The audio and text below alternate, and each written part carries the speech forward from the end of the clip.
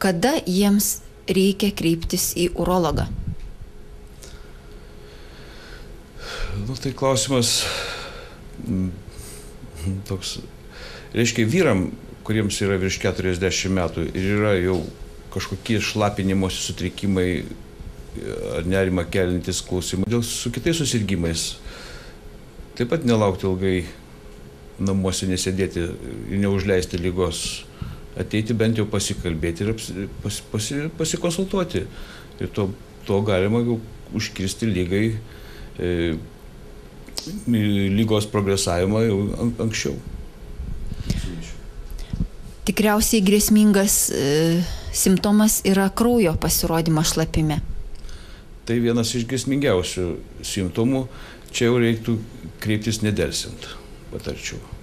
Nes reikalinga būtina ištirti ir tada galima greičiau nustatyti ankstyvą stadiją ligos šlapimo takuose, nes dažniausiai tai sukelia onkologiniai susirgimai arba būna gerybiniai susirgimai, kurie dar vėliau gali supiktybėti ir tuo būdu galima pacientui anksti padėti ir išgydyti.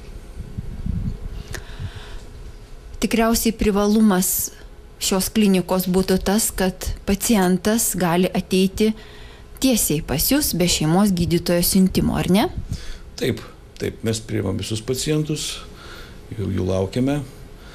Taip pat priimam pacientus ir su siuntimais, taip pat išrašom ir vaistus, kuriem reikia kompensuojamus.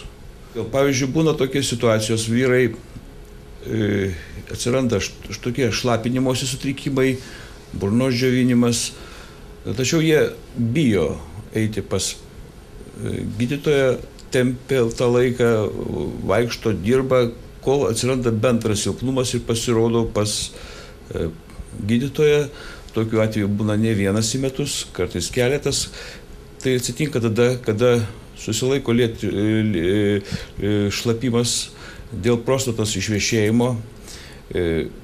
Pacientas šlapinasi nevalingai dažniausiai, tačiau jis kenčia, įsiplečia inkstai dėl to, kad yra apsunkintas nutekėjimas, išsivysto inkstų funkcijos nepakankamumas, kuris paskiau apsunkina visą eigą. Jeigu pacientas būtų kreipęsis laiku, jam būtų atlikta operacija iš karto ir jis būtų pasveikęs.